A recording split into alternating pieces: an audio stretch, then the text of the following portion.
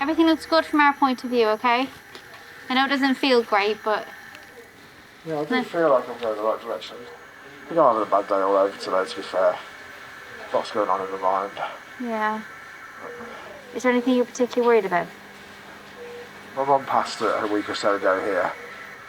And I think just today, I just feel a bit odd. I feel like I can't settle. Colin, I'm so sorry about your mum. This is a stressful thing to happen, even if you hadn't lost your mum. Yeah? Yeah. The fact that you're coping with that as well, it's huge, okay? I appreciate you spending a few minutes with me. Okay. Not a problem at all. Happy to. Very happy to.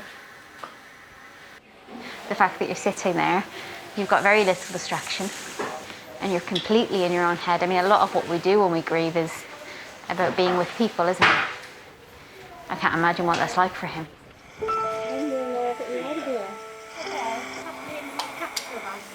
It's always nice when people get to move out live to you, especially somebody like Colin who's been sitting there awake on non-invasive ventilation for 4 weeks now.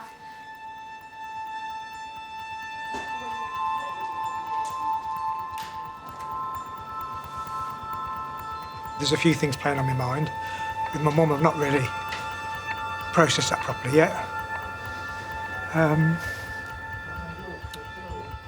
You take one day at a time. I think my mum got a good send-off by all accounts. And I was hoping to attend by FaceTime, but we couldn't get any signal. Colin's doing okay. He's been through a very difficult 6 weeks. He's probably quite lucky to be alive, in truth. The virus infects the lung cells and they'll cause an inflammatory response. What seems to be happening with some COVID patients is that the overwhelming inflammation, rather than being fully repaired, is replaced with scar tissue.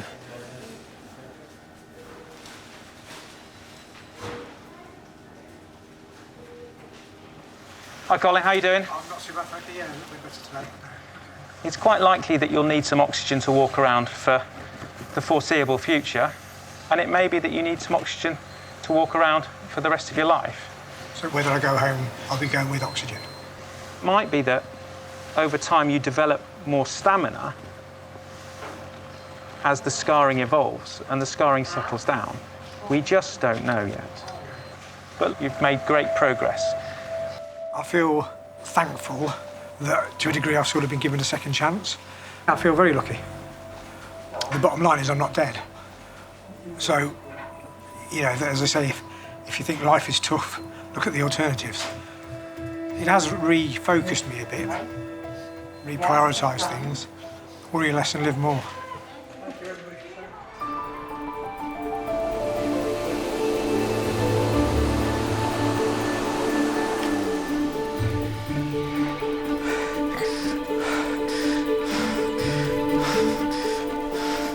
It's just shortness of breath. It's like I've been running.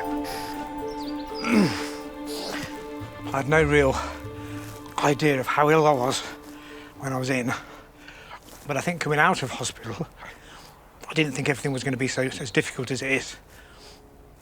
As you can see, I'm still struggling with anything at all that's energetic, even with the oxygen attached. You know, unloading the washing machine or the dishwasher is an event, and a slight concern because, you know, I don't want to be carrying this around for the rest of my life. That's for sure.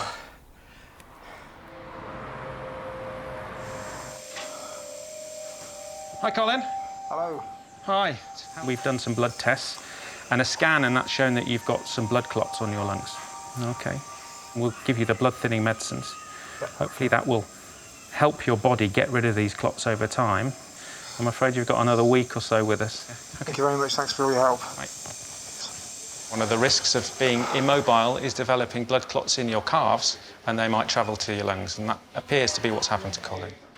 They are very common, and they are one of the major causes of mortality in this country. We're still in the very early days of this.